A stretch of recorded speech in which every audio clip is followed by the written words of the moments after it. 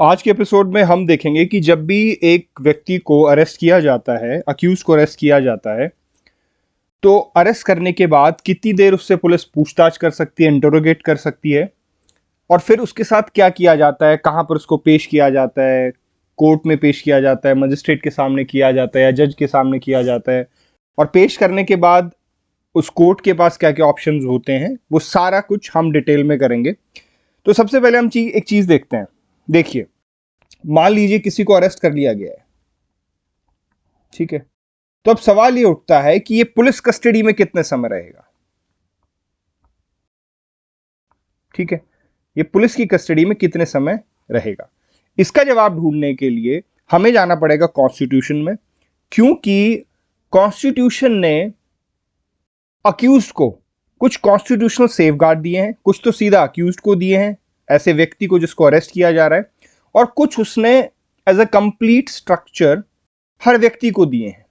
तो वो कौन से कॉन्स्टिट्यूशनल सेफगार्ड्स हैं और उनका इंप्लीमेंटेशन सीआरपीसी में कैसे होता है, वो हमें देखना है। तो कॉन्स्टिट्यूशन अगर आपके पास बेरेक्ट है तो आप वीडियो को पॉज करके अपना कॉन्स्टिट्यूशन का बेरेक्ट निकाल लीजिए, नहीं तो फिर मैं यहां पर आप स्क्रीन पर से चेक कीजिए, मैं यहां पर आपको बताता हूं।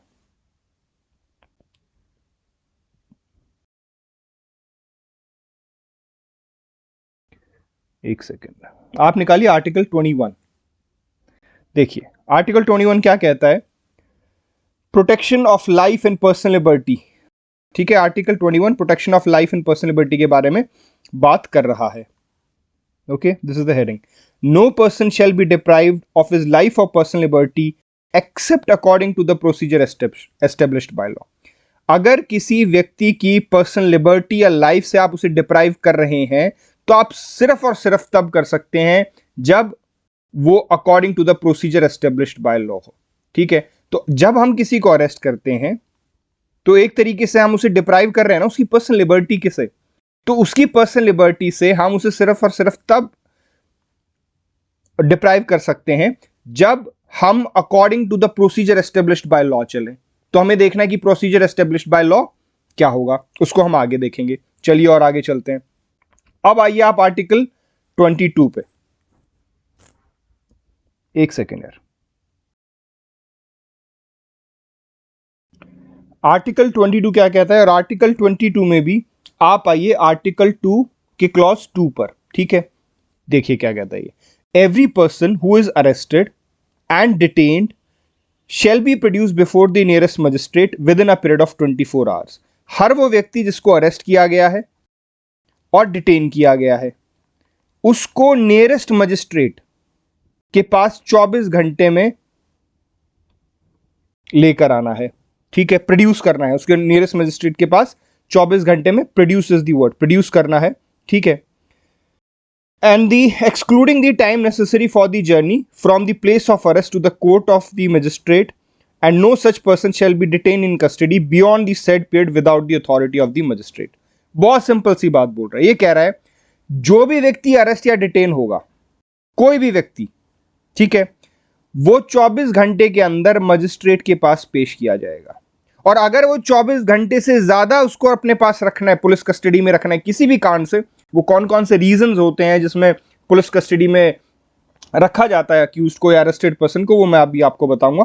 लेकिन कोई भी रीजन से अगर 24 घंटे से ज्यादा रखना चाहते हैं तो वो सिर्फ और सिर्फ तब रख सकते हैं with the authority of the magistrate. आपको मजिस्ट्रेट की परमिशन लेनी पड़ेगी, उनसे ऑर्डर लेना पड़ेगा। और ये जो 24 घंटे का समय है, इसमें आप वो समय एक्सक्लूड करेंगे जो समय आपको उस अक्यूज्ड को मजिस्ट्रेट तक ले जाने में लगेगा।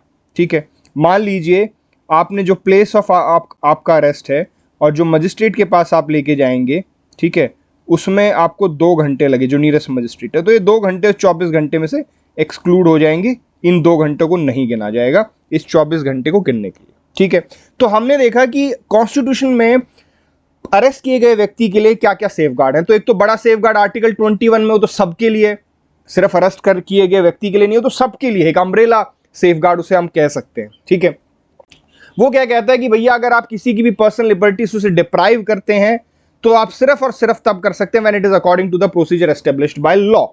पहली बात। और उसके बाद एक कदम आगे चलते हुए आर्टिकल 22 के क्लॉज 2 में यह बात कैटेगोरिकली कह दी गई कि अगर किसी को अरेस्ट करते हो, डिटेन करते हो, तो 24 घंटे के अंदर उसको प्रोड्यूस करना पड़ेगा मजिस्ट्रेट के सामने।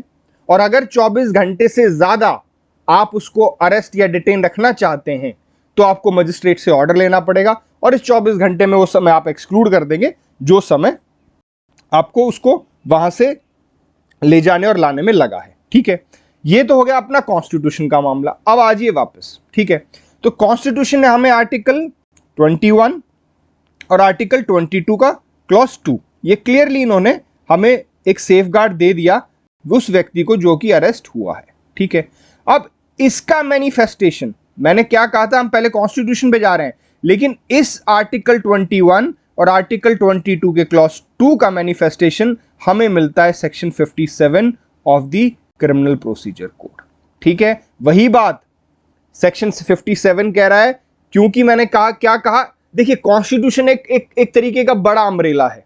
ठीक है, वो हमें यह बताएगा कि हमारा डोमेन क्या होगा, मेन क्राइटेरियाज क्या होंगे कोई भी लॉ बनाने में, और फिर उसका एग्जैक्ट प्रोविजन हमें सेक्शन 57 सीआरपीसी में मिलता है। अब चलिए सेक्शन 57 सीआरपीसी अपना बेरेक निकालिए और सेक्शन 57 निकालिए उसमें।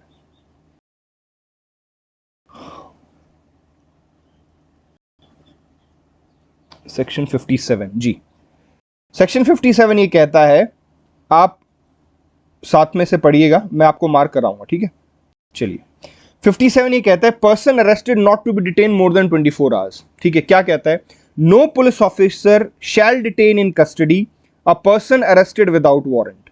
ठीक है, अगर कोई व्यक्ति, पहली देखिए, पहली बात इसने क्या कही, इसको मार्क करते हुए चलते हैं। पहली बात कही डिटेन इन कस्टडी। ठीक है, person arrested without warrant, this is the first thing. अगर कोई व्यक्ति विदाउट वारंट अरेस्ट किया गया है तो उसको आप डिटेन नहीं कर सकते, कितना, for a longer period than under all the circumstances of the case is reasonable. थोड़ा सा ट्रिकी है, और ट्रिकी इसलिए क्योंकि लोग इतना डीप में नहीं जाते, मैं आपको काफी डीप में लेके जाऊंगा। लोग बस ये कह देते हैं कि सेक्शन 57 में कहा गया कि भैया 24 घंटे से ज्यादा आप अक्यूज को नहीं रखेंगे, 24 घंटे में आपको मजिस्ट्रेट के पास पेश करना है, और अगर आपको ज्यादा कुछ उसको करना है तो आप मजिस्ट्रेट से ऑर्डर लेके आएंगे। लेकिन मैं इसको और डीप लेके जाऊंगा आपको, तो इसलिए आप ध्यान से देखना। ठीक है, ये क्या कह रहा है कि कितनी देर रख सकते हैं आप कस्टडी में, जितना रीजनेबल हो। ध्यान से देखिएगा, for a longer period than under the circumstances of the case is reasonable, उस केस के सर्कमस्टांसेस के अनुसार कितना रीजनेबल है, और वो रीजनेबल भी 24 घंटे से ज्यादा नहीं होना चाहिए। It should not exceed 24 hours. ठीक है जी, अब देखिए क्या कह रहा है ये। पहली बात इसने क्या कही, पर्सन अरेस्टेड विदाउट वारंट, अगर किसी व्यक्ति को विदाउट वारंट अरेस्ट करते हो तो उसको कितनी देर आप कस्टडी में डिटेन रख सकते हो, इसका उसने क्लियरली बोला कि जितनी देर रीजनेबल हो, लेकिन वो रीजनेबल भी 24 घंटे से ज्यादा नहीं होना चाहिए। ठीक है, और अगर आपको 24 घंटे से ज्यादा उसकी कस्टडी चाहिए तो आपको स्पेशल ऑर्डर लेना पड़ेगा मजिस्ट्रेट से अंडर सेक्शन 167। ठीक है, और साथ में उसने वो वाली बात भी बोल दी कि exclusive of the time necessary for the journey from the place of arrest to the magistrate court, जो कॉन्स्टिट्यूशन आर्टिकल 20 क्लॉज 2 में भी कही गई थी। ठीक है, अब इसको समझते हैं कि ये क्या कह रहा है। देखिए सेक्शन 57 ये कह रहा है कि अगर कोई व्यक्ति, if anybody is arrested without warrant, ठीक है, पहली बात तो अरेस्टेड विदाउट वारंट,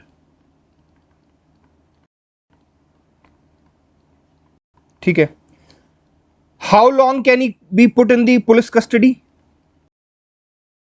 कितनी देर तक पुलिस उसे थाने में डिटेन करके रखेगी। ठीक है, पुलिस कस्टडी और जुडिशियल कस्टडी में क्या अंतर है वो भी मैं अभी आपको बताऊंगा। अभी के लिए आप इतना समझ लीजिए कि पुलिस कस्टडी का मतलब है कि जब पुलिस उसे अरेस्ट करके लेकर आई है तो वो पुलिस के पास है, पुलिस के थाने में है। ठीक है, तो कितनी देर तक इसको यहां पे रख सकती है। 57 कह रहा है कि भैया कितने समय के लिए, रीजनेबल समय के लिए, और वो किस चीज पे डिपेंड करेगा, केस के सर्कमस्टेंसेस पे। ठीक है, लेकिन ये रीजनेबल समय किसी भी कीमत पे 24 घंटे से ज्यादा नहीं होना चाहिए। It should not be more than 24 hours. और साथ में क्या बोल रहा है, अगर 24 घंटे से ज्यादा आपको उसको रखना है तो आपको स्पेशल ऑर्डर लेना पड़ेगा। किसका स्पेशल ऑर्डर लेना पड़ेगा? मैजिस्ट्रेट का। और वो कहां पे बताया है? वो बताया सेक्शन 167 में। ठीक है, और साथ में इसने ये वाली बात भी कह दी कि जो 24 घंटे की हम लिमिट दे रहे हैं कि 24 घंटे से ज्यादा आप उसको डिटेन नहीं रख सकते हैं, उसमें साथ में ये भी कह दिया कि उसमें वो समय आप एक्सक्लूड कर देंगे जिस समय में उसको ले जाया और लाया गया है। ठीक है, उदाहरण देता हूं मैं आपको। मान लीजिए उसको यहां से अरेस्ट किया है, यहां से लेके आए उसे थाने में। ठीक है, इसमें लग गया आपको 2.5 घंटे, और थाने के बाद आप लेके गए उसे मजिस्ट्रेट के पास। ये कोर्ट है मजिस्ट्रेट की। ठीक है, और इसमें लग गया मान ले 1 घंटा। तो आपके टोटल कितने घंटे? 3.5 घंटे उसमें से एक्सक्लूड हो जाएंगे। ठीक है, थाने में, भाई थाने में इसलिए लेके आएंगे ना क्योंकि इन्वेस्टिगेशन तो थाने में ही होगी, जो उससे पूछताछ करनी है वो थाने में ही होगी ना, इसलिए सीधा यहां से यहां नहीं जा रहे हैं। समझ रहे हैं? सीधा प्लेस ऑफ अरेस्ट से मजिस्ट्रेट के पास नहीं जा रहे हैं, क्योंकि मजिस्ट्रेट के पास चले गए तो हो सकता है मजिस्ट्रेट अब उसे दोबारा से पुलिस कस्टडी में दे ही ना। मजिस्ट्रेट के पास क्या क्या ऑप्शन है वो अभी हम आगे देखेंगे, इसलिए पहले थाने में लेके आ रहे हैं। और इसलिए ये वाला टाइम भी एक्सक्लूड हो रहा है और ये वाला टाइम भी एक्सक्लूड हो रहा है। तो टोटल कितना? 2.5 घंटा ये और 1 घंटा ये, तो 3.5 घंटे इसमें से हम एक्सक्लूड कर देंगे। चलिए अब आगे देखते हैं। चलिए एक प्रॉब्लम करते हैं पहले। ठीक है, आप मुझे बताइएगा उसमें आपका क्या मानना है। प्रॉब्लम के फैक्ट समझ लीजिए पहले। फैक्ट्स ये हैं कि Mr A and Mr B ये एक दूसरे को नहीं जानते, they do not know each other, और ये दोनों मॉल में गए हुए हैं अपने अपने रिस्पेक्टिव काम से। ठीक है, मॉल में क्या हुआ कि इनकी ऑल ऑफ अ सडन वहां पर किसी बात को लेकर लड़ाई हो गई, और उस लड़ाई में बी ने ए को ग्रीवियस हर्ट कॉज कर दिया। ठीक है, ए ने पुलिस को फोन कर दिया,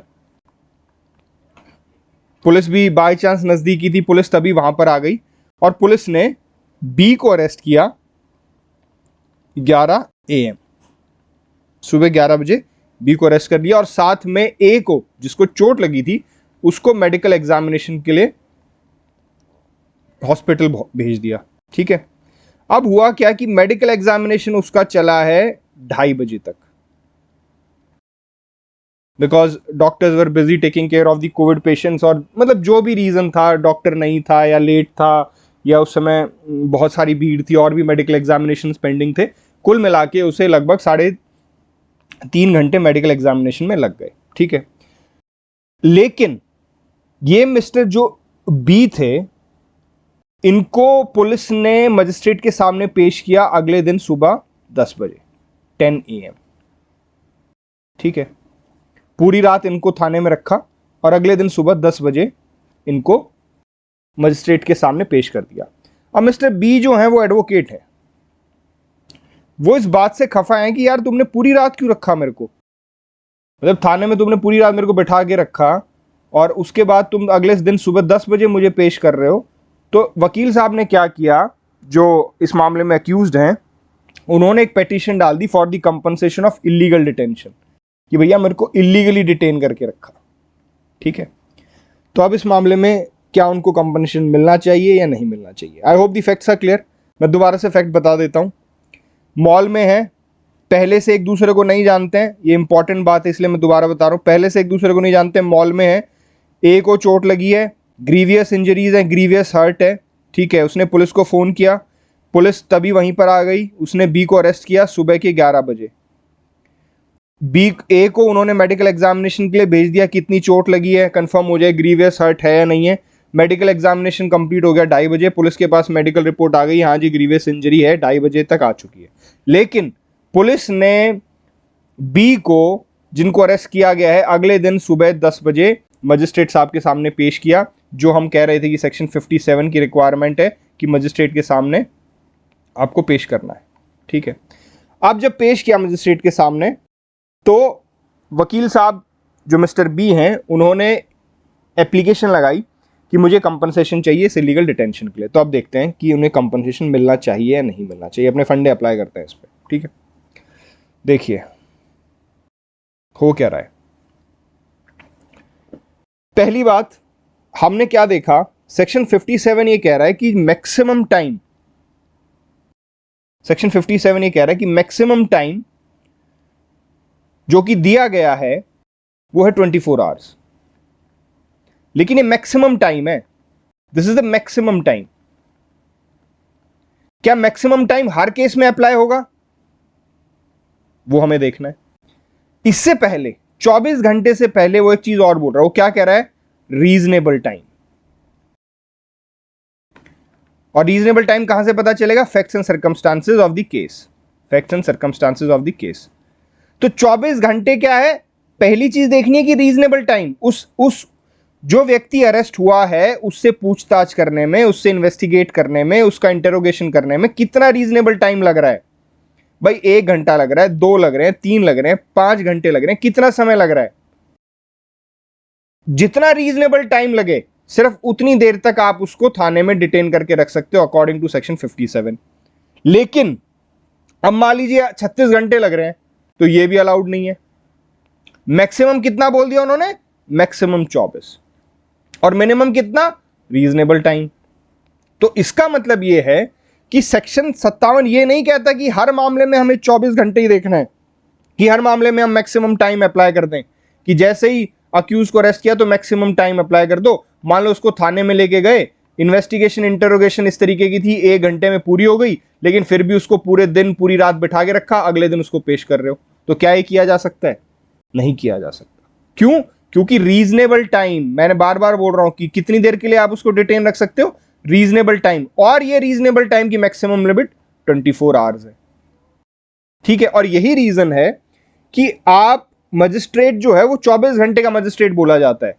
कई बार तो उसके घर पर जाकर भी अक्यूज्ड को प्रोड्यूस किया जाता है, even at the residence of the magistrate, because is a 24 hour job. And even on holidays, Sundays को भी एक ड्यूटी मजिस्ट्रेट की ड्यूटी लगती है, उसे ड्यूटी मजिस्ट्रेट बोलते हैं, उसकी ड्यूटी लगती है, और उसका काम क्या है कि जो भी बेल के लिए, प्रोडक्शन के लिए अक्यूज्ड आएंगे उनका देखना। जो सेक्शन 57 167 के जो मामले होंगे, 57 में जो कहा गया है कि 24 घंटे के अंदर उसको पेश कीजिए, और सेक्शन 167 में फिर उसको पेश किया जाता, अभी हम देखेंगे सेक्शन 167।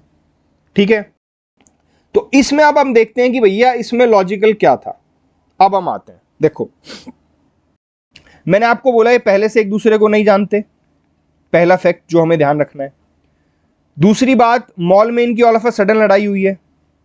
ठीक है, तीसरी बात, जो मेडिकल एग्जामिनेशन था वो 2:30 बजे हो चुका है। ठीक है, तो ये जो मामला है इसमें कोई पैसे की लेन देन नहीं है, कोई पुरानी लड़ाई नहीं है, कोई मोटिव नहीं है, तो ऑल ऑफ अ सडन लड़ाई हुई और वहां पे मारपीट हो गई।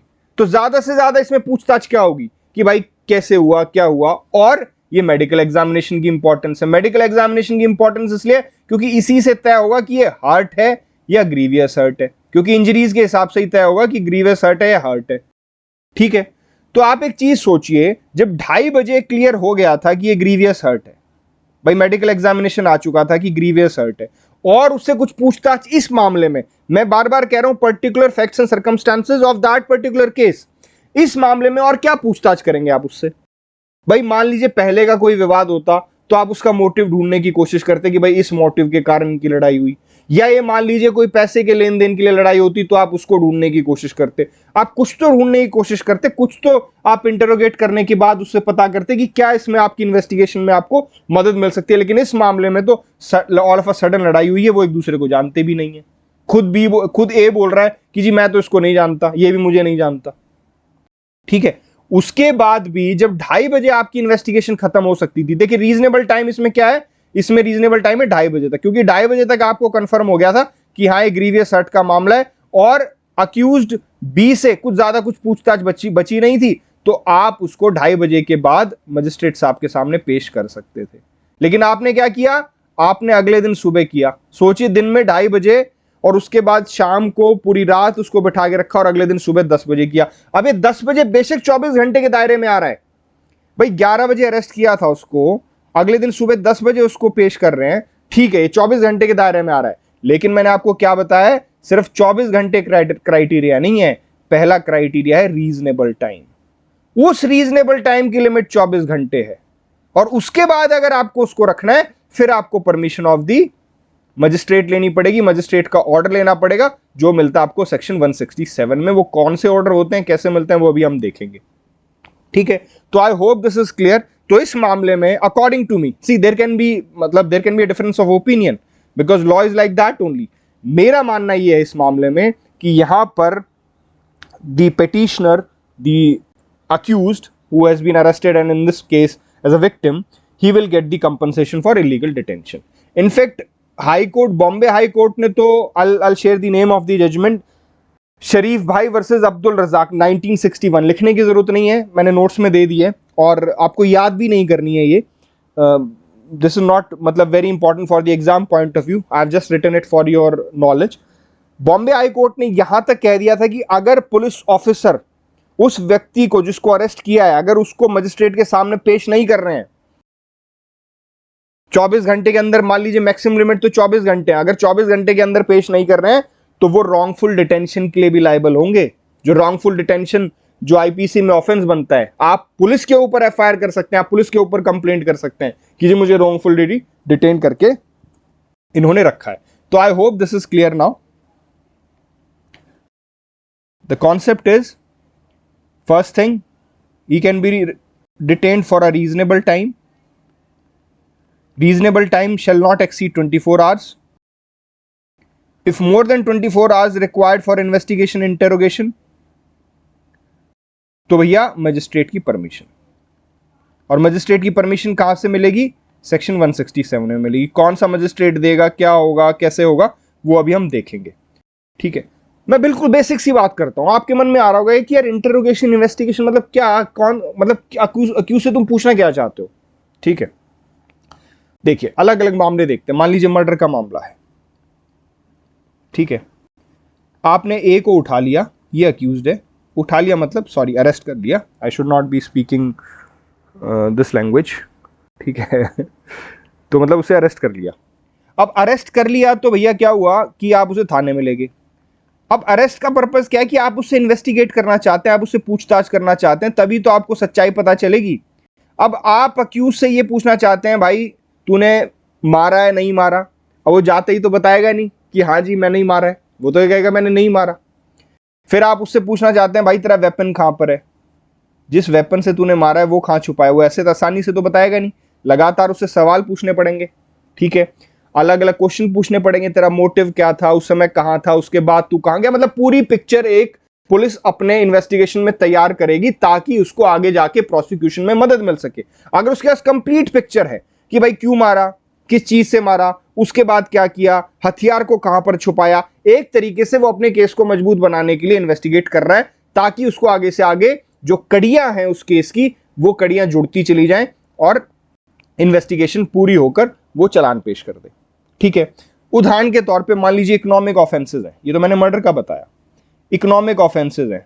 ठीक है, आपने भाई जैसे अभी ये मामले चल रहे हैं पीएनबी वाले, मेहुल चौकसी और ये सब, ठीक है, इसमें आप जब इनको अरेस्ट करेंगे जो कि अक्यूज्ड हैं मेहुल चौकसी और ये सब, जब आप इनको अरेस्ट करेंगे तो आप इनको पुलिस स्टेशन लेके जाएंगे और इनसे पूछेंगे, डिटेल में पूछेंगे कि भाई तुमने कैसे किया, कैसे तुमने कागज फर्जी बनाए, तुम्हें लोन किस तरीके से मिला, कौन कौन इन्वॉल्व है, तो हजारों हजारों क्वेश्चन पूछे जाते हैं।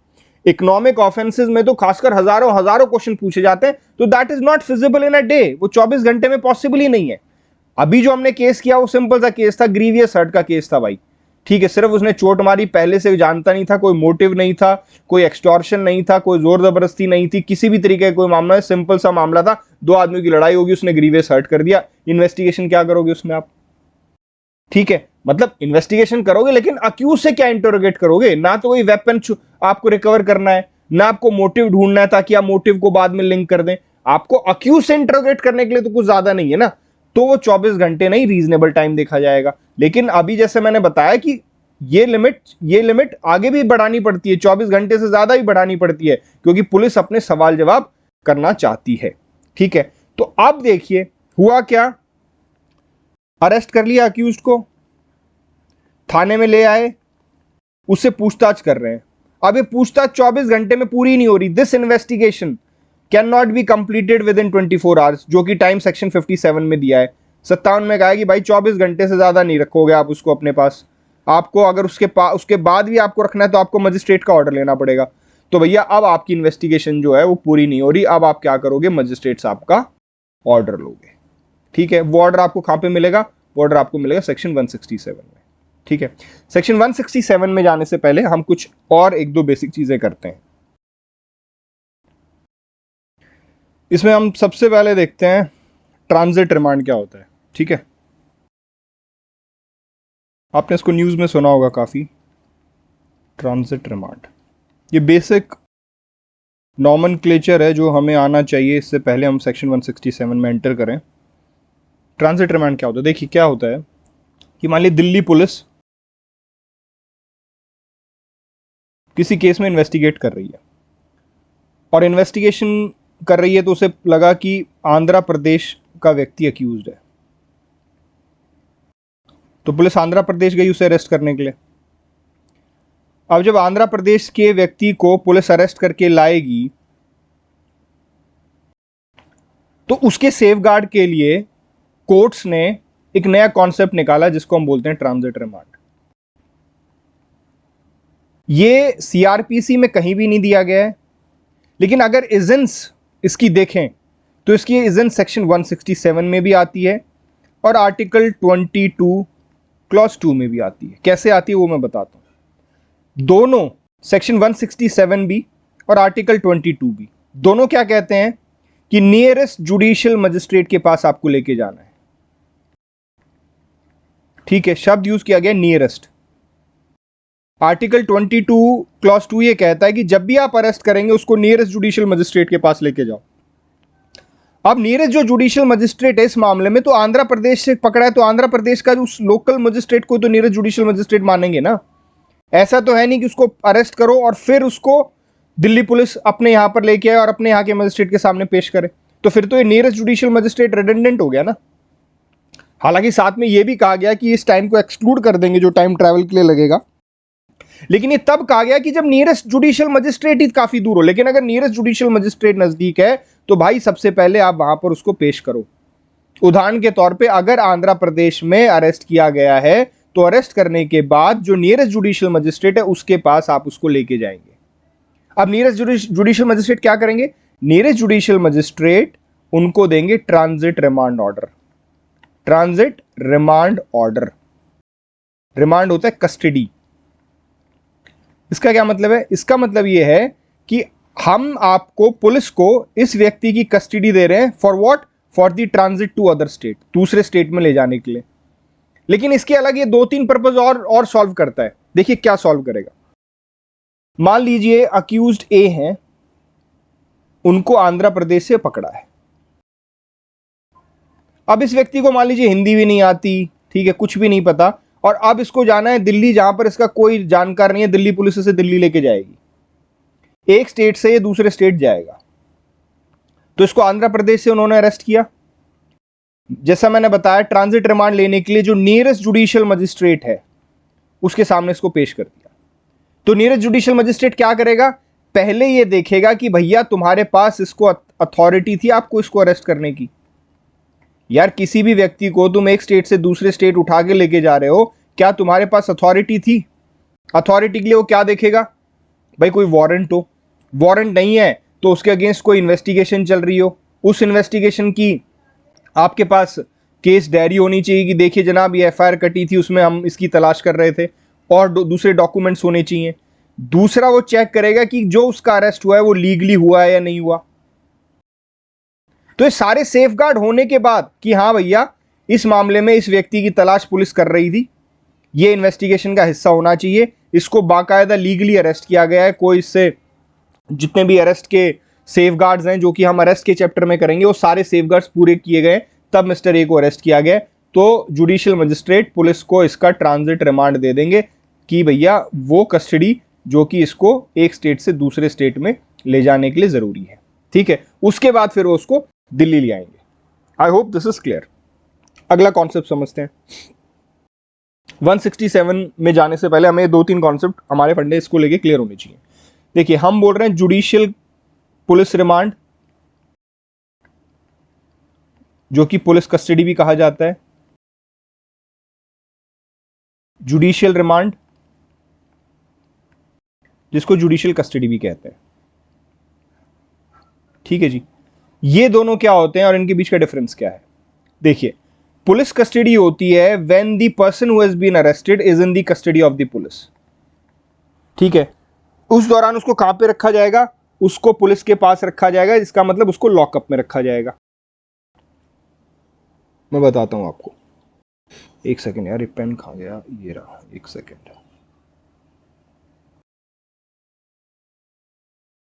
ये रहा। हाँ जी, देखिए, जब जो अरेस्टेड पर्सन है वो पुलिस की कस्टडी में रहेगा, पुलिस की जिम्मेदारी पे रहेगा, तो पुलिस की जिम्मेदारी में कहां पे रहेगा?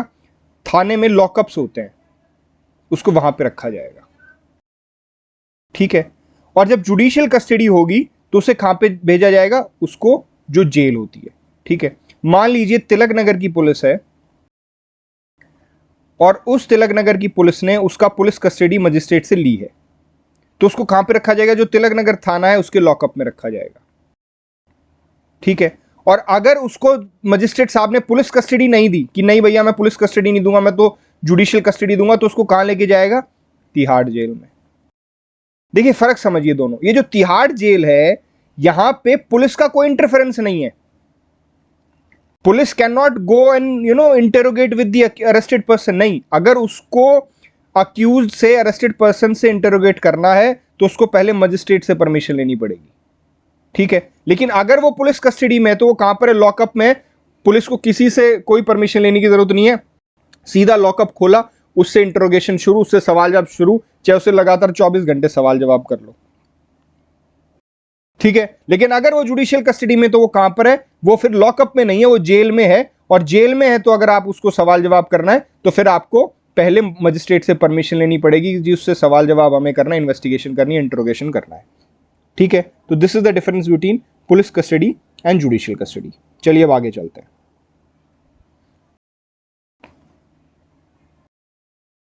मैंने नोट्स में आपको एक संदीप कुमार शायद है उसका केस का नाम, आप देख लीजिएगा, Sandeep Kumar versus government of NCT of Delhi, जिसमें जस्टिस मुरलीधर ने ट्रांजिट रिमांड को लेके बहुत डिटेल्ड ऑर्डर दिया था। वो नोट्स में मैंने दिया है। That is not at all important for the exam point of view, वो आपको याद करने की ज़रूरत नहीं है, एग्जाम में पूछा भी नहीं जाएगा कभी ऐसे कैसे, लेकिन एज एन एडवोकेट आपको ये सारी चीज़ें पता होनी चाहिए, ट्रांजिट रिमांड से संबंधित जो भी डिटेल्स हैं। तो आप उसको, वो लगभग 1-1.5 पेज का है, आप उसको अच्छे से रीडिंग दे दीजिएगा, और याद करने की ज़रूरत नहीं है उसको, वो एग्ज़ाम में नहीं पूछा जाएगा, लेकिन फिर भी आपकी पर्सनल नॉलेज के लिए वो चीज़ें आपको पता होनी चाहिए। ठीक है, आगे चलते हैं। अब देखिए, अब हम आते हैं सेक्शन 167। अब हम सेक्शन 167 को शुरू करेंगे। ठीक है, अब हम क्या कह रहे हैं सेक्शन 167 में? हम ये कह रहे हैं भैया कि हम जो व्यक्ति अरेस्ट किया गया है उसे मजिस्ट्रेट के सामने पेश करेंगे। ठीक है, प्रोड्यूस किया जाएगा मजिस्ट्रेट के सामने। तो क्या वो हर अरेस्टेड पर्सन को किया जाएगा? No, 2 conditions have to be fulfilled. अगर ये 2 कंडीशन फुलफिल होती हैं तभी उसे 167 में मजिस्ट्रेट के सामने पेश करना है। अगर ये 2 कंडीशन फुलफिल नहीं हो रही हैं तो 167 में मजिस्ट्रेट के सामने पेश करने की कोई ज़रूरत नहीं है। वो कौन सी कंडीशन है उसको देखते हैं। बेरेक निकालिए आप, सेक्शन 167।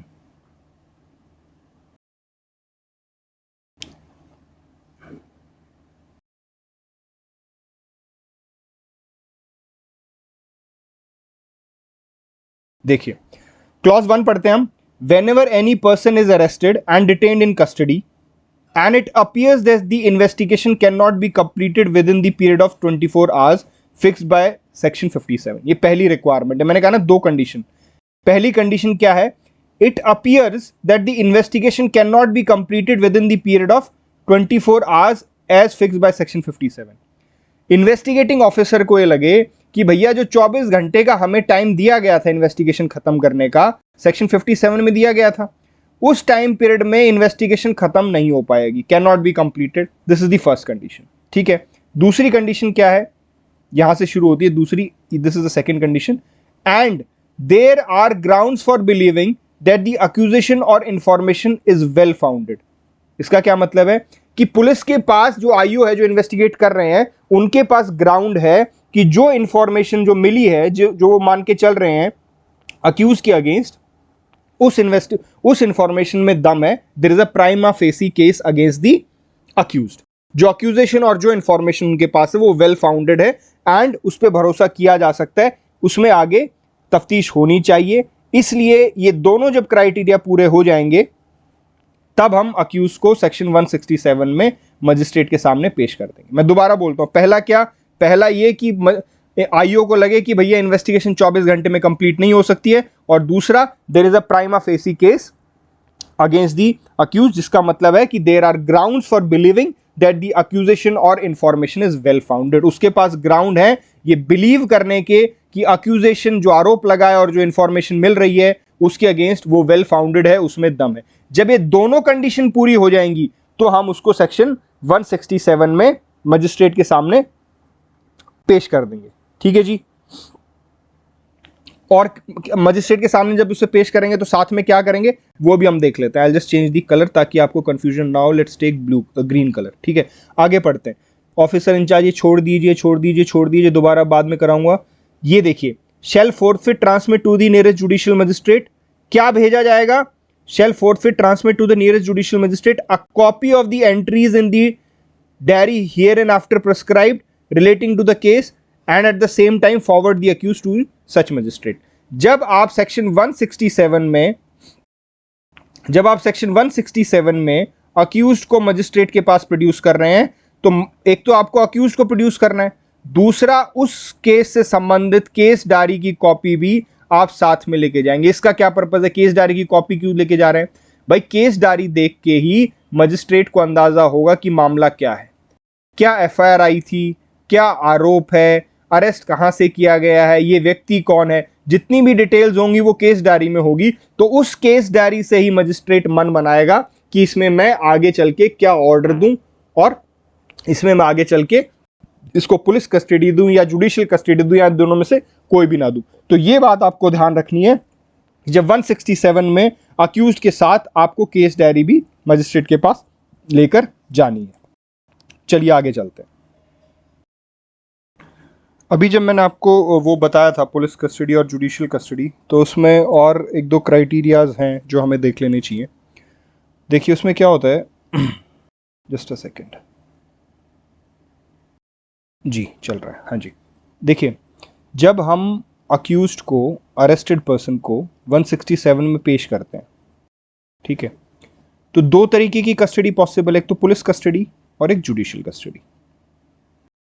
पुलिस कस्टडी में क्या होगा कि मजिस्ट्रेट पुलिस कस्टडी जब ऑर्डर करेगा तो हम उसे रखेंगे लॉकअप में, पुलिस स्टेशन के लॉकअप में, तो हम उससे आसानी से पूछताछ कर सकते हैं। ठीक है, जुडिशरी कहीं बीच में इन्वॉल्व नहीं है, उससे चाहे 24 घंटे पूछताछ करो, कुछ भी करो, वो तुम्हारे जिम्मेदारी है। और अगर जुडिशियल कस्टडी देते हैं तो उसे कहाँ रखा जाएगा? जेल में। और यहाँ पर पुलिस का कोई लेना देना नहीं है। अब ये किसकी जिम्मेदारी होगी? मजिस्ट्रेट की। अगर इससे मिलना भी है पुलिस वाले को पूछताछ के लिए तो पहले मजिस्ट्रेट का ऑर्डर लेना पड़ेगा, मजिस्ट्रेट की परमिशन लेनी पड़ेगी, क्योंकि जेल अथॉरिटीज जो हैं, जो तिहाड़ जेल है और फॉर दैट मैटर कोई भी जेल, वो पुलिस के अंडर नहीं आती है। That is not under the police, no, Delhi police के अंदर नहीं आती है तिहाड़ जेल। ठीक है, जेल प्रशासन अलग होता है, और क्योंकि ये जुडिशियल कस्टडी है तो वो व्यक्ति मजिस्ट्रेट की कस्टडी में, तो मजिस्ट्रेट की जिम्मेदारी है। ठीक है जी। अब पुलिस कस्टडी क्यों मांगती है और जुडिशियल कस्टडी क्यों दी जाती है, हमें उसको देखना है। देखिए होता क्या है, जैसे मैंने आपको बताया कि जब हमने अक्यूज को उठा लिया, again sorry for the wrong word, उसको अरेस्ट कर लिया, तो हम उससे पूछताछ करेंगे, वी विल इंटेरोगेट है। ठीक है, इंटेरोगेट करके सवाल पूछेंगे ताकि हमारी इन्वेस्टिगेशन की जितनी भी कड़ियां हैं हम उनको कंप्लीट करके एक अच्छा सा केस प्रोसिक्यूशन को दे सकें, ताकि अक्यूज को कन्विक्ट किया जा सके। ठीक है, अब उस इंटेरोगेशन में हम उससे सवाल जवाब करेंगे। अब सवाल जवाब के लिए उसकी प्रेजेंस जरूरी होनी चाहिए। तो जब भी हम अक्यूज को पेश करते हैं और मजिस्ट्रेट साहब को बोलते हैं कि साहब इसकी पुलिस कस्टडी दे दीजिए, तो हम ये कहते हैं कि हमें इससे अभी और सवाल जवाब करने हैं, हमें इससे और पूछताछ करनी है। हम ये भी कह सकते हैं कि जी हमें इससे वेपन की रिकवरी करनी है, वेपन इसने कहाँ पे छुपा रखा है वो पूछताछ करनी है, फिर इसको लेके उस वेपन की रिकवरी होगी। फॉर एग्जाम्पल, अभी जब सुशील कुमार जो ओलंपियन रेसलर हैं उनका अरेस्ट किया गया, तो पुलिस ने मजिस्ट्रेट साहब से पुलिस कस्टडी मांगी, क्योंकि वो और इन्वेस्टिगेट करना चाहते हैं, वो और पूछताछ करना चाहते थे सुशील से कि वो कहां कहां भागा, कौन कौन इन्वॉल्व थे, उस रात को क्या हुआ था, सारी जानकारी वो सुशील से इकट्ठी करके अपनी इन्वेस्टिगेशन को मजबूत बनाएंगे ताकि एक स्ट्रांग प्रोसिक्यूशन का केस उनके खिलाफ बन सके। तो इसलिए पुलिस कस्टडी का पर्पस क्या होता है, आगे और पूछताछ की जाए। अब जुडिशियल कस्टडी का क्या पर्पस है, देखिए जब हमने किसी व्यक्ति को अरेस्ट किया और ये अक्यूज्ड है, तो दो डर हमेशा सताते रहेंगे। पहला डर कि कहीं ये भाग ना जाए, हम इसके अगेंस्ट ट्रायल चलाएं और ये हमें मतलब हो सकता है मेल चौकसी की तरह देश छोड़ के भाग जाए या कहीं और भाग जाए, छुप जाए। चलो उसका तो आप पासपोर्ट जब्त कर लेंगे, आप देश में उसे नहीं छोड़ने देंगे, लेकिन छुप भी सकता है। मान लीजिए वो दिल्ली का है, कहीं उड़ीसा चला जाए, बिहार चला जाए, वेस्ट बंगाल चला जाए और वो हमें मिले ही ना। ठीक है, एक तो डर ये होता है। दूसरा डर ये होता है कि वो विटनेसेस को इन्फ्लुएंस करेगा। तो इन दोनों डर को भैया वो करने के लिए हम क्या करते हैं कि ठीक है उसको ना आप जेल में रखो, तो जुडिशियल कस्टडी में रखो। पुलिस कस्टडी में इसलिए नहीं क्योंकि उससे और इंटरोगेशन होनी नहीं है, लेकिन उसको अब हम एज अ फ्री मैन बाहर नहीं छोड़ सकते, क्योंकि ये दोनों डर हैं और इन दोनों डर के कारण उसको आप मजिस्ट्रेट की कस्टडी में, जेल में रखो, जुडिशियल कस्टडी में रखो। तो ये दो पर्पस होते हैं कि पुलिस कस्टडी क्यों मांगी जाती है और जुडिशियल कस्टडी क्यों मांगी जाती है। अब मान लीजिए हम अरेस्टेड, जो मान लीजिए कोई मर्डर का अक्यूज्ड है, ठीक है, या निर्भया रेप केस में जो अक्यूज थे, अगर हम उनको जुडिशियल कस्टडी में नहीं रखते तो ये डर था ना कि वो इधर उधर भाग जाएंगे, हो सकता है वो पकड़े ही ना जाएं बाद में। ठीक है, तो इस कारण से पुलिस कस्टडी और जुडिशियल कस्टडी दी जाती है। I think the battery of the laptop is less, तो मैं देखता हूं कितनी देर का बचा है। 17 मिनट का बोल रहा है ये। तो उससे पहले मुझे एक कॉन्सेप्ट और बता देता हूं आपको। चलिए एक कॉन्सेप्ट और कर लेते हैं और उसके बाद फिर इस लेक्चर को खत्म करेंगे। आई होप ये एक और इंडिकेशन दे दे खत्म होने से, बंद होने से पहले। देखिए अब एक सिचुएशन करता है। मिस्टर ए को अरेस्ट किया इन्होंने, ठीक है। अब दो परमुटेशन कॉम्बिनेशन बनती हैं। पहला ये कि अरेस्ट करने के बाद इनके अगेंस्ट प्राइमा फेसी केस बनता है, इनसे पूछताछ की और प्राइमा फेसी केस बनता है। और दूसरा, इनके अगेंस्ट प्राइमा फेसी केस नहीं बनता। ठीक है, जब आपने अक्यूज को ए को पकड़ा तो पूछताछ में प्राइमा फेसी केस बन रहा है और दूसरा ऑप्शन है कि नहीं बन रहा। तो हमने जब 167 की कंडीशन की थी तो हमने दो कंडीशन की थी। पहली कंडीशन क्या थी कि प्राइमा फेस केस होना चाहिए उनके अगेंस्ट, और दूसरी कंडीशन क्या थी कि 24 घंटे में इन्वेस्टिगेशन कंप्लीट नहीं हो पा रही है। ठीक है, ये दो कंडीशन थी। तो अगर प्राइमा फेसी केस नहीं बन रहा, इसका एग्जाम्पल देता हूं, मान लीजिए, ठीक है, राजेश ने मिस्टर एब के ऊपर आरोप लगाया है कि भैया उन्होंने उसके ऊपर गोली चलाई, अटेम्प्ट टू मर्डर। कब चलाई? 25 जनवरी को शाम को 3 बजे। अब जैसे ही इसको ए को अरेस्ट किया गया, इससे पूछताछ की, भाई तूने गोली चलाई, कहां पर था तू उस टाइम? तो ए ने पासपोर्ट दिखा दिया और उस पासपोर्ट से क्लियर है कि ए तो इस समय के दौरान इंडिया में ही नहीं था। ठीक है, तो इसके अगेंस्ट प्राइमा फेसी केस नहीं बन रहा ना। तो ऐसे मामले में अब पुलिस क्या करेगी? 167 की रिक्वायरमेंट तो पूरी हुई नहीं, क्योंकि प्राइमा फेसी केस तो बन नहीं रहा। अब उस अक्यूज को अरेस्टेड पर्सन को पुलिस कस्टडी में रखने का कोई फायदा ही नहीं, क्योंकि जो पूछताछ करनी थी पुलिस ने पूछताछ कर ली। पुलिस को पता चल गया तो आदमी था ही नहीं यार, इसके बारे में तो झूठ बोल रहे हैं। और जुडिशियल कस्टडी की भी जरूरत नहीं है। जुडिशियल कस्टडी की जरूरत क्यों नहीं है? क्योंकि वो था ही नहीं, प्राइमा फेसी केस ही नहीं बन रहा। तो इसको बिना बात हम जेल में रख के क्या करेंगे? तो ऐसे में क्या किया जाता है, सेक्शन 169 सीआरपीसी, सेक्शन 169 सीआरपीसी में अक्यूज को छोड़ दिया जाता है एक बॉन्ड भर के। एक बॉन्ड भरवाते हैं उससे, और बॉन्ड क्या होता है कि जब भी मजिस्ट्रेट साहब आपको कॉग्निजेंस लेने के बाद या ट्रायल के समय, इंक्वायरी के समय अगर आपको आने के लिए कहें तो आप पेश होंगे। जब भी आपको कोर्ट बुलाएगी आप आएंगे। ये बॉन्ड भरने के बाद उसको छोड़ दिया जाता है। ठीक है, लेकिन इसमें भी दो सिचुएशन हो सकती हैं। देखिए क्या क्या सिचुएशन हो सकती है। पहली सिचुएशन ये हो सकती है इसमें कि पुलिस को लग रहा है कि यार मामला ही नहीं है कुछ, ये तो झूठ बोल रहा था। भाई राजेश ने ए के ऊपर आरोप लगाया, ए इंडिया में नहीं था, इसका मतलब आरोप ही गलत हो गया ना। इसका मतलब उसके ऊपर गोली चली ही नहीं। भाई गोली ही नहीं चली, जिसने जिसने ए ने गोली चलाई थी वो था ही नहीं, तो गोली चली ही नहीं। तो यहां पे क्या करेंगे, यहां पे क्लोजर रिपोर्ट भी दे देंगे, ठीक है, कि हम मामले को क्लोज कर रहे हैं। तो क्लोजर रिपोर्ट प्लस सेक्शन 169 में हमने अरेस्टेड पर्सन को बॉन्ड भरवा के छोड़ दिया, ठीक है। दूसरा मामला क्या हो सकता है, चलो ये तो हो गया कि भैया ए ने नहीं किया, पर हो सकता है किसी और ने किया हो, तो अभी हम और इसमें इन्वेस्टिगेट करेंगे। इसमें अभी हमारी इन्वेस्टिगेशन खत्म नहीं हुई है, हम और इन्वेस्टिगेट करेंगे, लेकिन हम अरेस्टेड पर्सन को 169 में छोड़ देंगे, बॉन्ड भर के पुलिस वाले उसे छोड़ देंगे, ठीक है। तो इन दोनों केसेस में डिफरेंस समझ में आ गया। यहां पर हम क्या कर रहे थे कि क्लोजर रिपोर्ट भी दे रहे हैं कि और हमें इसमें इन्वेस्टिगेशन नहीं करनी, हमारी इन्वेस्टिगेशन पूरी हो गई है और हमारी इन्वेस्टिगेशन के अनुसार इसमें कोई मामला नहीं बनता है और मिस्टर ए ने कोई भी कुछ इस तरीके का नहीं किया है जिस तरीके के उनके ऊपर एक्यूजेशन लगे, और इसमें कोई ऑफेंस बनता ही नहीं है। दिस इज द रीजन हम इसमें क्लोजर रिपोर्ट दे रहे हैं। और साथ में हमने 169 में ए को जो अरेस्टेड पर्सन था उसको 169 का बॉन्ड भरवा के उसको छोड़ दिया है, ठीक है। और दूसरा मामला क्या था, दूसरा मामला ये था कि हम इन्वेस्टिगेट इसमें और करना चाहते हैं, ए तो नहीं शामिल, हमें ये तो क्लियर हो गया कि ए शामिल नहीं था, इसलिए हमने उसको 169 का बॉन्ड भरवा के छोड़ दिया। लेकिन हम ये देखना चाहते हैं कि यार ऑफेंस तो हुआ है, तो कोई क्या पता किसी बी ने किया हो या किसी सी ने किया हो या किसी डी ने किया हो, तो अभी इसमें हम क्लोजर नहीं दे रहे हैं। क्लोजर कब देंगे, जब हमारी इन्वेस्टिगेशन पूरी हो चुकी है और हम उसको खत्म कर रहे हैं, लेकिन अभी हम इन्वेस्टिगेशन को चालू रखना चाहते हैं, तो इसमें हम क्लोजर नहीं दे रहे हैं। तो ये दो केसेस इसमें हो गए, ठीक है। अब इसी में इस आप इसको करते हैं प्राइमा फेसी केस अगर मिलता है आपको,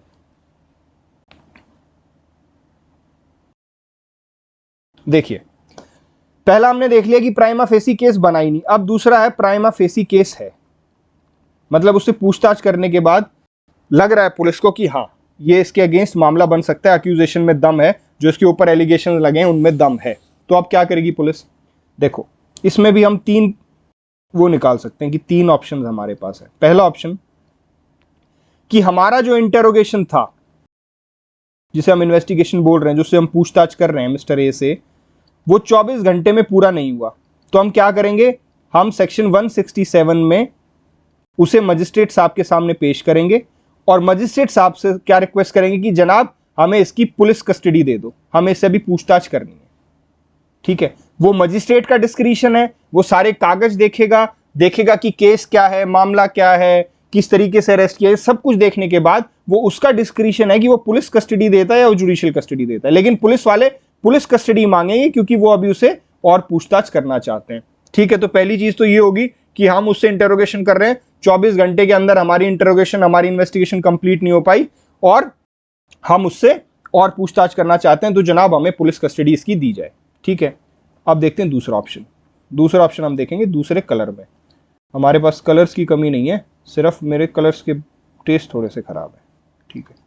चलिए, तो ये दूसरा ऑप्शन क्या है, दूसरा ऑप्शन ये है कि प्राइमा फेसी केस तो है लेकिन और इंटेरोगेशन नहीं करना, उससे जितने सवाल पूछने थे ना मिस्टर ए से वो पुलिस ने पूछ लिया और पूछने की जरूरत नहीं है, उससे जितनी जानकारी मिलनी थी वो मिल चुकी है और उससे हम कुछ भी आगे नहीं हमें लगता कि कुछ निकलेगा। तो अब क्या करेंगे, मैंने कहा इंटेरोगेशन खत्म हुई है, इन्वेस्टिगेशन तो अभी चल रही है ना, investigation of the case still going on, interrogation खत्म होगी किसकी, ए की। तो अब हम क्या करेंगे, हमारे पास देखिए प्राइमा फेसी केस भी है और इन्वेस्टिगेशन भी चल रही है, तो हम क्या करेंगे, उसको 167 में मजिस्ट्रेट के सामने पेश कर देंगे। लेकिन क्योंकि अब हमें उसको आगे इंटेरोगेट नहीं करना है, तो अब हम पुलिस कस्टडी नहीं मांगेंगे उसकी, हम क्या कहेंगे कि जनाब इसको जुडिशियल कस्टडी में भेज दो। क्यों भेज दो, अगर आपने इसको जुडिशियल कस्टडी में नहीं भेजा तो हो सकता है ये विटनेसेस को इन्फ्लुएंस करे, विक्टिम के ऊपर दबाव बनाए, या हो सकता है ये भाग जाए, ठीक है। तो इस केस में क्या हो रहा है, पुलिस कस्टडी नहीं मांग रहे हम, पुलिस कस्टडी की हमें जरूरत ही नहीं है, जितने हमने उससे सवाल पूछने थे पूछ लिए, जितना इंटरोगेशन करना था उसका कर लिया, इसलिए हम उसकी पुलिस कस्टडी इस मामले में नहीं है, ठीक है। अब तीसरे पे आते हैं और तीसरा भी हम करेंगे अलग कलर से, ठीक है। देखिए ये थर्ड ऑप्शन क्या है, प्राइमा फेसी केस तो है और उसकी इंटेरोगेशन भी कंप्लीट, जितने सवाल पूछने थे वो पूछ लिए और इन्वेस्टिगेशन भी कंप्लीट हो गई है, हमने एक ही दिन में 24 घंटे के अंदर इन्वेस्टिगेशन पूरी कर दी। मान लीजिए कोई इस तरीके का केस था, हाइपोथेटिकल सिचुएशन है, ठीक है। यहां पे क्या था, इंटेरोगेशन रहती थी, तो हमने उसका पुलिस कस्टडी मांगी। यहां पर क्या था, इंटेरोगेशन तो कंप्लीट था लेकिन इन्वेस्टिगेशन रहती थी और हमें उसमें छानबीन करनी थी और विटनेसेस के गवाह लेने थे, बहुत कुछ करना था। तो हमने क्या कहा था, भैया इसको जुडिशियल कस्टडी में भेज दो, पुलिस कस्टडी हमें नहीं चाहिए। लेकिन तीसरे वाले केस में क्या हो रहा है कि इंटेरोगेशन भी जितने उससे सवाल पूछने थे वो भी कंप्लीट और इन्वेस्टिगेशन भी कंप्लीट। अब पुलिस क्या करेगी, इन्वेस्टिगेशन कंप्लीट होने के बाद पुलिस क्या करती है, पुलिस फाइनल रिपोर्ट पेश करती है जिसको हम बोलते हैं चालान, जिसको हम पिछले वाले एग्जाम में क्लोजर रिपोर्ट कह रहे थे। क्लोजर रिपोर्ट होती है जब हम उस मामले को खत्म कर रहे हैं, और फाइनल रिपोर्ट चालान तब होता है जब हम ये कह रहे हैं कि जनाब इसी ने किया है, इसके खिलाफ ये चार्ज आप लगा सकते हैं, तो हम उसको चालान पेश करना चाहते हैं। तो अब हम जब अक्यूज को पेश करेंगे, देखिए अब हम चालान पेश कर रहे हैं, हम चालान पेश कर रहे हैं क्योंकि हमारी इन्वेस्टिगेशन कंप्लीट हो चुकी है। अब हम अक्यूज को पेश करेंगे तो हम अक्यूज को सेक्शन 167 में पेश नहीं करेंगे, क्योंकि 167 में पेश करते हैं जब इन्वेस्टिगेशन पेंडिंग हो, इन्वेस्टिगेशन रहती हो। पर यहां तो इन्वेस्टिगेशन कंप्लीट हो चुकी है, तो हम अक्यूज को पेश कर रहे हैं किसमें, सेक्शन 170 में। सेक्शन 170 क्या कहता है कि जब अक्यूज के अगेंस्ट आपके पास सफिशिएंट प्रूफ है, सफिशिएंट आपके पास कुछ आपको को मिला है, तो हम अक्यूज को सेक्शन 170 में पेश कर देते हैं। ठीक है, 170 की हेडिंग है cases to be sent to magistrate when evidence is sufficient. इसके अक्यूज के अगेंस्ट आपके पास सफिशिएंट एविडेंसेस है। तो I hope these 3 differences are clear. इसमें देखिए हम 167 में नहीं कर रहे हैं क्योंकि इन्वेस्टिगेशन कंप्लीट हो चुकी है। हम किस में कर रहे हैं, सेक्शन 170 में। 170 क्या कहता है, जब आपके पास अक्यूज के अगेंस्ट सफिशिएंट एविडेंस है तो आप उसको आप मजिस्ट्रेट के हवाले कर दो। आपने चालान भी कर दिया, आप मजिस्ट्रेट कॉग्निजेंस लेके इसके ऊपर ट्रायल चला देगा, आगे हम इसमें ट्रायल चला देंगे। ठीक है, तो ये 3-4 परम्यूटेशन कॉम्बिनेशन बनती हैं।